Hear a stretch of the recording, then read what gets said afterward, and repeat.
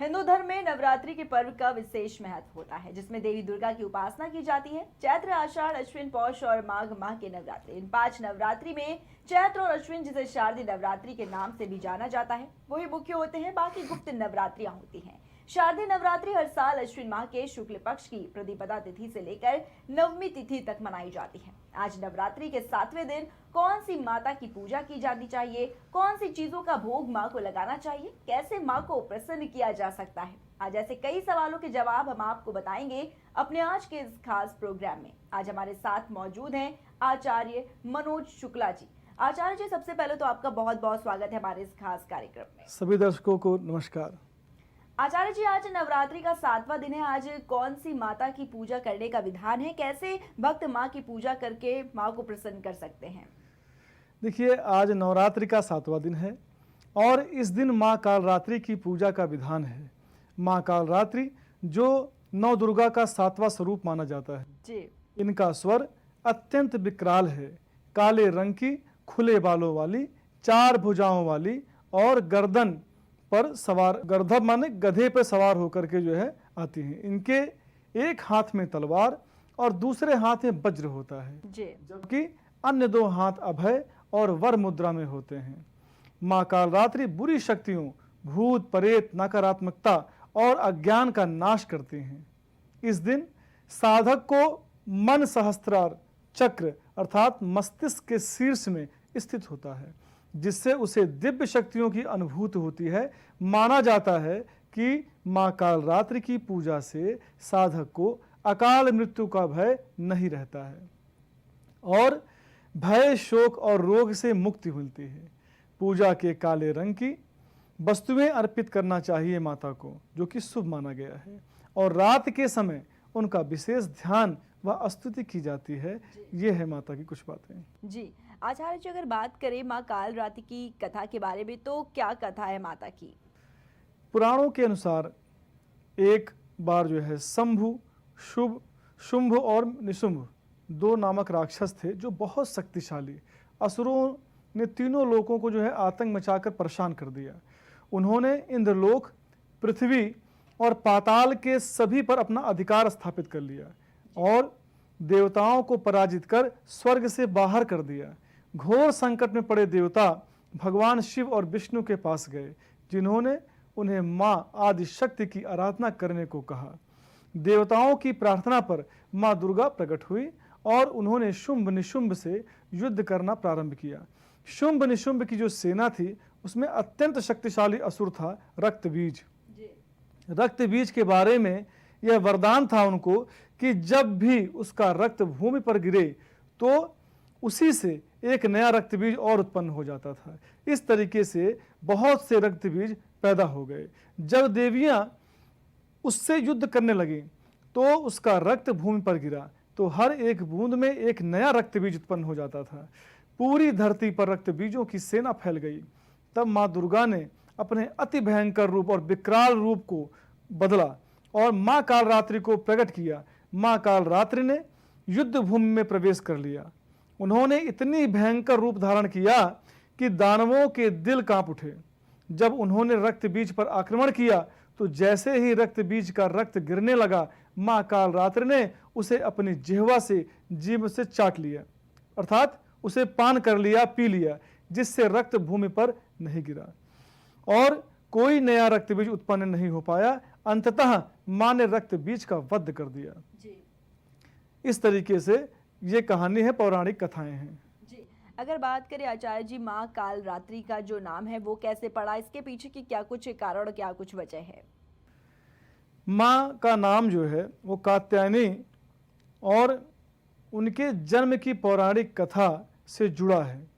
कहा जाता है कि ऋषि कात्यायन की तपस्या और प्रार्थना से ही यह देवी उत्पन्न हुई थी, इसलिए उनका नाम कात्यायनी पड़ा, जिसका अर्थ है ऋषि कात्यायन की पुत्री का कात्यायन से उत्पन्न। जब देवताओं ने असुरों के अत्याचार से जो मुक्ति पाने के लिए माता दुर्गा की आराधना की, तब उनकी इस शक्तिशाली स्वरूप से माता उत्पन्न हुई, जो कात्यायन ऋषि की तपस्या के फलस्वरूप धरती पर प्रकट हुई।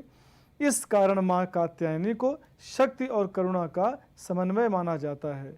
जो भक्तों के संकट हरती हैं और उनके जीवन में विजय व सौभाग्य लाती हैं। उनका यह नाम उनकी दिव्यता और ऋषि कात्यायन के प्रति श्रद्धा का प्रतीक भी है और कालरात्रि माँ दानवों को समाप्त करने के लिए जाने जाते हैं। अगर स्वरूप की बात करें आचार्य जी, माँ कालरात्रि का जो स्वरूप है वो कैसा है? देखिए, माँ कालरात्रि का स्वरूप अत्यंत कल्याणकारी और रक्षक रूप है। उनका शरीर घने अंधकार के समान अर्थात काला कृष्ण वर्ण काली रंग की है माँ, जिससे वे समस्त नकारात्मक शक्तियों का विनाश करते हैं। उनके बिखरे हुए केश, तीव्र अग्नि के समान चमकती हुई आंखें, 3 नेत्र हैं माता जी की, जिससे वह भूत भविष्य वर्तमान सब उनको ज्ञात है, और लंबी लाल जिह्वा उनके प्रचंड तेज और संहारकारी शक्ति को दर्शाती हैं। माँ के 4 हाथ होते हैं। दाहिने में 2 हाथों में वे वर मुद्रा और का आशीर्वाद देती हैं और अभय मुद्रा से जो निर्भयता प्रदान करते हैं, जबकि बाएं 2 हाथों में वे लोहे का खड्ग अर्थात तलवार और वज्र गदा धारण करते हैं।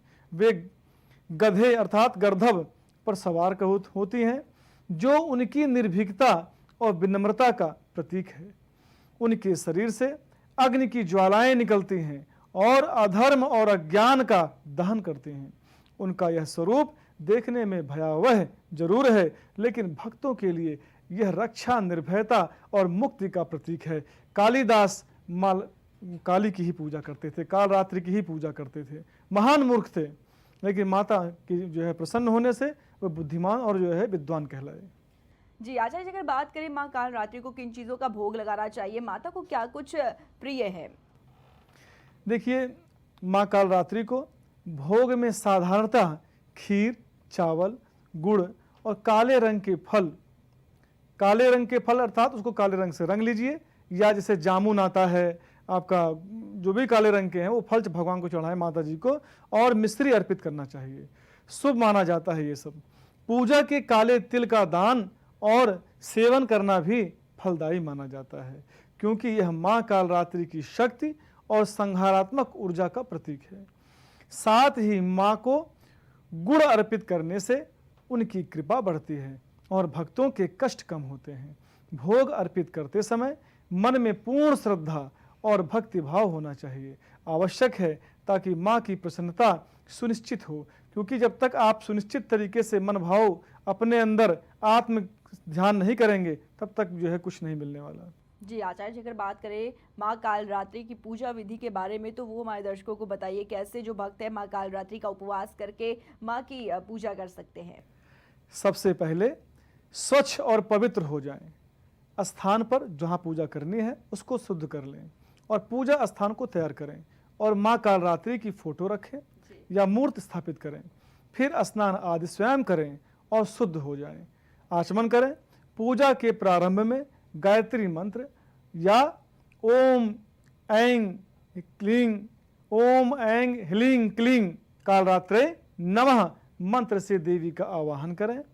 फिर दीपक जलाएं और अगरबत्ती से वातावरण को पवित्र करें। फिर महाकालरात्रि को समर्पित फूल करें और खासकर लाल या काले रंग के फूल एवं काले तिल, गुड़, मिश्री, चावल, खीर आदि भोग स्वरूप अर्पित करें और धूप दीप नैवेद्य, पान फूल सुपारी, पुंगी फल दक्षिणा से माता की पूजा करें। उनके चारों हाथों के अस्त्र शस्त्र, तलवार और वज्र का ध्यान करते हुए उनकी आराधना करें, उन्हें प्रणाम करें और अभय मुद्रा व वर मुद्रा का ध्यान करते हुए मंत्रों का जाप करें। अंत में कालरात्रि की आरती करें और सभी भक्तों के कल्याण की प्रार्थना करें। आरती में आप महाकाली जी की आरती कर सकते हैं और पूजा के दौरान पूर्ण श्रद्धा और भक्ति बनाए रखना आवश्यक है, जिससे माँ की कृपा बनी रहती है और सभी भय, रोग और कष्ट दूर होते हैं, यह माना गया है। आचार्य जी, अगर बात करें माँ कालरात्रि के मंत्र के बारे में, तो कौन सा मंत्र है जो माँ की पूजा के दौरान किया जाता है?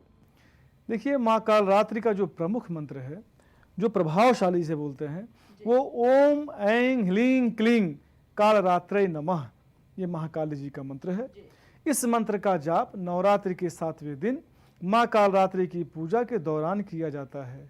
इससे माता बहुत प्रसन्न होती हैं।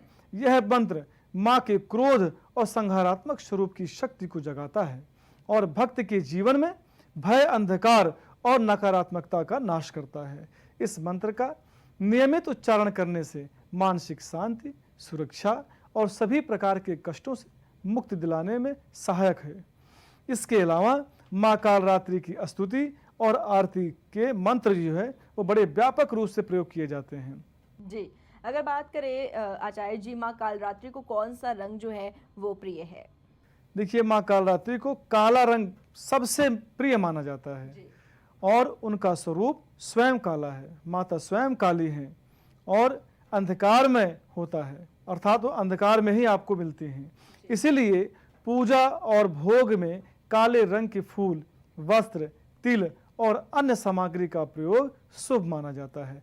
काले रंग की बात करें तो काले गुलाब माता जी को अर्पित कर सकते हैं और उनके शक्ति स्वरूप और संहारात्मक गुणों का यह प्रतीक भी है, जो अंधकार, नकारात्मकता और बुराई का नाश करता है।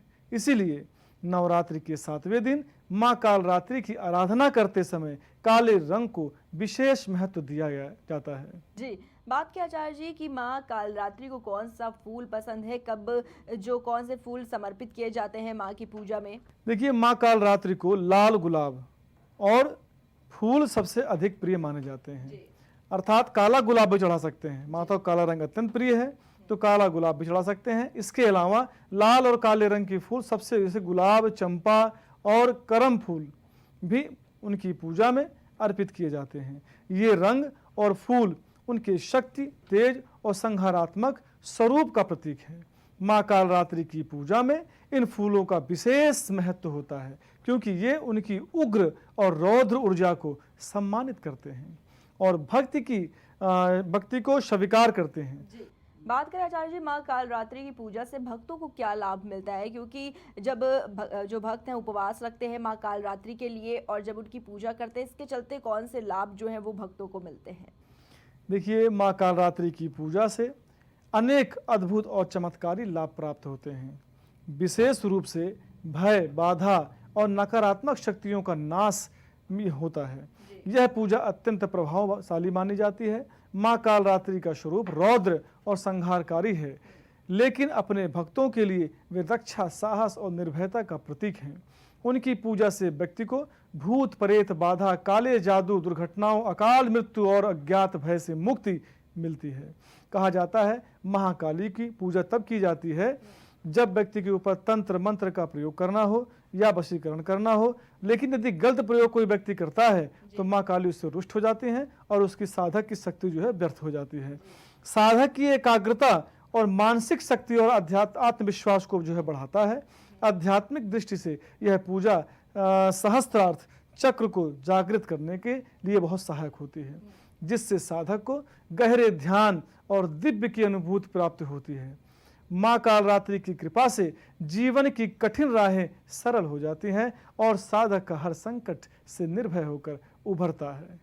जी, बहुत बहुत आचार्य जी धन्यवाद आपका हमारे साथ जुड़ने के लिए और तमाम जानकारी नवरात्रि के इस पावन पर्व पर हमारे भक्तों को देने के लिए। तो आज के इस खास प्रोग्राम में हमारे साथ मौजूद थे आचार्य मनोज शुक्ला जी, जिन्होंने हमें नवरात्रि से जुड़ी तमाम जानकारियां दी, बताया कि कैसे हम माँ दुर्गा की पूजा अर्चना करके माँ को प्रसन्न कर सकते हैं। नवरात्रि के 7वें दिन माँ कालरात्रि की कैसे हम आराधना कर सकते हैं, जिससे कि माता रानी की कृपा हम सभी भक्तों पर बनी रहे। फिलहाल के लिए इतना ही। आप देखते रहिए प्राइम टीवी।